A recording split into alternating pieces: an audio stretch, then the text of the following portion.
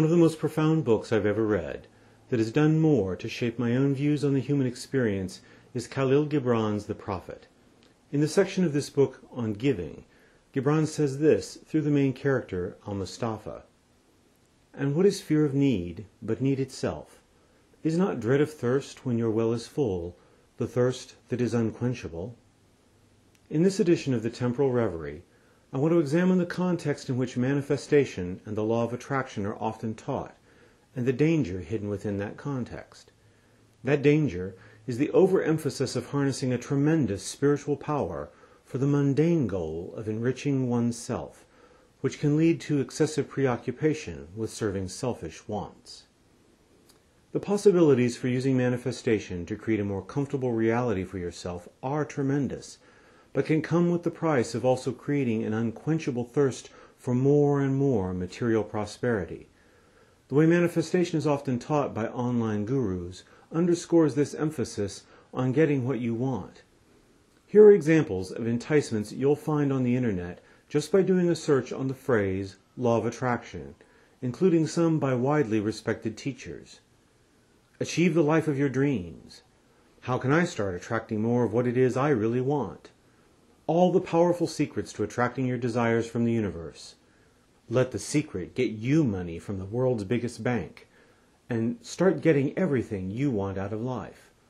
Over and over again, it's your dreams, your desires, everything you want.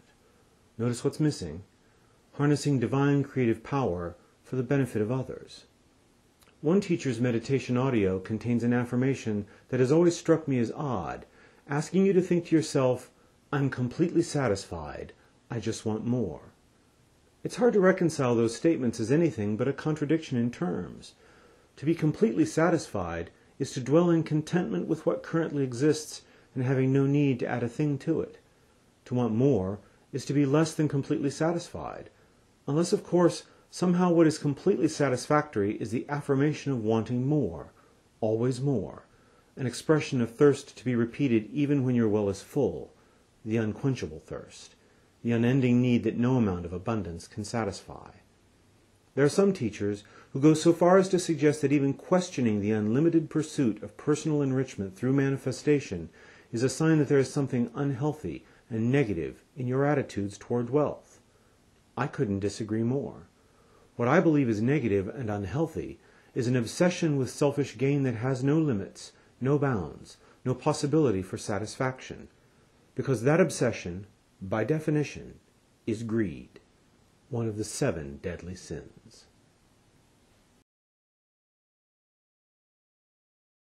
One of the most fundamental oppositions any human being has to face as they make their way through the theater of experience is the tension between focusing on serving your own desires and serving the needs in the lives of those around you. This is a central question in matters of spirituality. What is the motivating principle behind your interest in learning mastery over spiritual gifts? Do you seek to learn more and more about these abilities in order to generate more and more possessions in your own life? Or do you desire to do more than look out for number 1, and put manifestation to work to create resources that can then be put to use to taking care of the needs of other people? What is the epicenter of your developing spiritual power? Is it defined by questions like, what can I gain? And how do I make this serve me? Or rather, what can I give? And how can I use this to serve others? Which of these questions you choose to focus on, and how you choose to answer them, has everything to do with whether you are on a path toward your highest self, or simply your richest self. It becomes a matter of spiritual polarity. In simplest terms, are you preparing yourself to become a taker or a giver? The transformation of human civilization that takes us closer to enlightenment, Christ consciousness, and the divine mind is not brought about through a world in which more and more people seek to take from the world for themselves, but rather to find out what they can produce abundantly in order to share and give to everyone in the world. The world cannot survive the expansion of endless taking, neither from the standpoint of Earth's material resources, nor from the perspective of consciousness and the net energy dominating the human race. In the words of W.L. Orme, an executive in the early 20th century of what was the most prosperous handmade glass company in the world, If all the people in this world in which we live were as selfish as a few of the people in this world in which we live, there would be no world in which to live. Of course, there is a natural and healthy role to be played in taking good care of yourself. There are times when even the most generous and giving individuals must tend to their personal needs in order to replenish and invigorate themselves, even if for no other reason than to restore a full capacity to serve others. There are times to put your own needs first. But a part of what makes that measure of service to self natural and healthy is the fact that it is not an unbounded principle. Service to self and service to others are flows in the direction of spiritual energy that ideally are balanced into a sustainable steady state, an equilibrium. In the New Testament book of Matthew, Jesus said, "It is easier for a camel to go through the eye of a needle than for a rich man to enter the kingdom of God." A lot of people puzzle about what this verse means. The answer is far simpler than people looking for nuanced symbolism make it appear.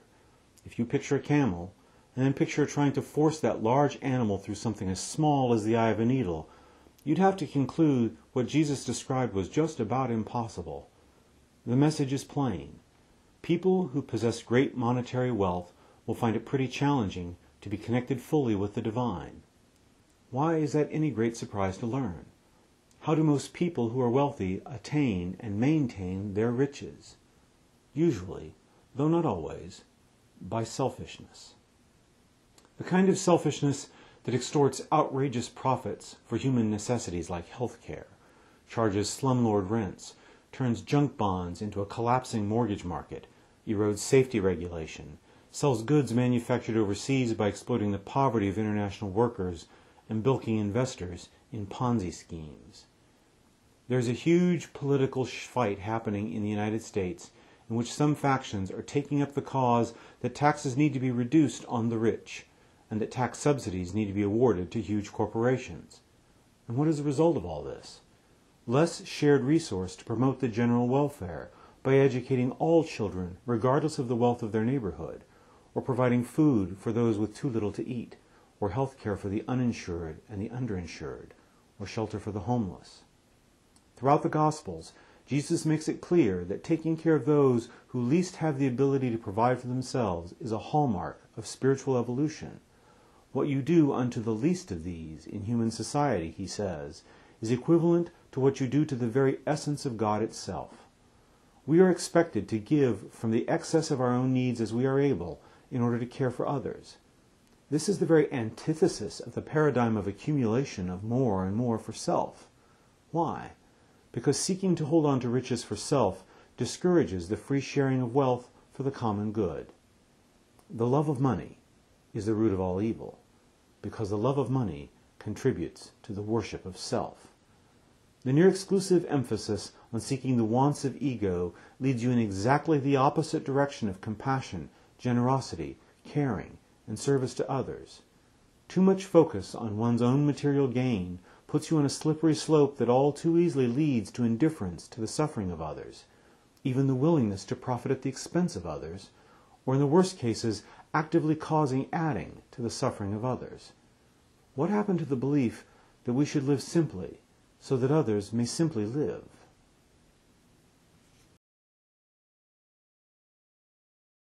I've been thinking a lot about selfishness and how it often winds up being the origin of harm and suffering. Again, I'm not talking about learning to take care of yourself or loving yourself. There is a difference between doing nice things for yourself along with helping others and being so wrapped up in yourself that you rapidly forget about others. What I'm talking about is a central focus in life that puts personal wants and desires ahead of all others as a first principle. To consistently and thoughtlessly ignore the needs of others unless giving those things focus happens to coincide with advancing your personal agenda. Even worse, to take advantage of the generosity of others to service selfish impulses, to exploit others for personal gain, manipulate the feelings of others to bend their actions to your purpose, and to present whatever false front is called for in order to harness the resources of others for your own aims. Or worst of all, to callously inflict suffering upon others or by negligence allow others to be harmed if that's the collateral damage that happens to be the price of advancing a selfish goal. This is what easily comes with a fixation on getting more and more for yourself. When you think of someone deeply spiritual, do you think of someone who is routinely selfish, or someone who is very often selfless? Achieving victory over self is to be mindful at all times of the consequences imposed upon others that can come from seeking selfish objectives, and being unable or unwilling to realize those objectives if others have to come to harm in the process. True victory over self comes in the refusal of having what one wants if someone else has to pay a dear price for the bargain. I knew a spiritual seeker who turned out to be very enamored with the cult of self. He grew single-minded about his own wants and consequently fell to the seductive allure of always putting himself first. Even as he sported a kanji tattoo touting the value of victory over self, he also wore a t-shirt that proclaimed quite bluntly, "I always comes before you in the alphabet." Victory over self indeed. Union with the divine is not attained through service to self. A lot of people, including a great many who extol their spirituality, are merely looking for moral rationalizations for selfishness instead of championing service to others as a value greater than service to self. Too often, spiritual teachers talk about how to improve our own soul capital, but not as much about how to increase the soul capital of those around us. We hear a lot about how to add to ourselves, but not nearly as much about how to add to others.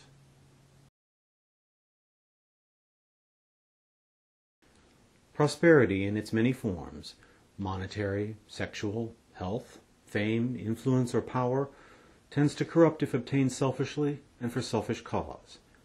Ironically, the spiritual path is counterintuitive in these matters. By seeking first to allow abundance to flow more freely through our lives in service to others, we often find at the end that we ourselves have more than when we first started. As Gibran also says in the Prophet, "See first that you yourself deserve to be a giver and an instrument of giving." While an excess of focus on self can create spiritual peril in the form of neglecting the needs of others or even profiting from the suffering of others, attracting what you desire need not lead to selfishness. You can improve the quality of your own life, which is not necessarily a bad thing in my view, provided that you balance ego-serving desires with the desire to use some of your riches to improve the lives of others. Seeking to create more wealth for sharing is a supremely spiritual effort. Can you seek to both gain and give? Of course. It's all a matter of balance. When you create a vision board with photos of cars or homes or other forms of material success, include in your collage for creation pictures of causes you will support with some of your gains. When you meditate on affirmations of prosperity, include descriptions of service to others among the things you envision doing with that prosperity.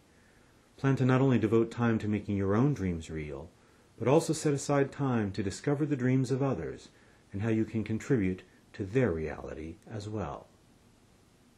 I'd like to know what you think about this program. You can write to me at the email address on the screen. My thanks to God for this chance to share with all of you, and may the gifts of love, joy, peace, and enlightenment come to you all.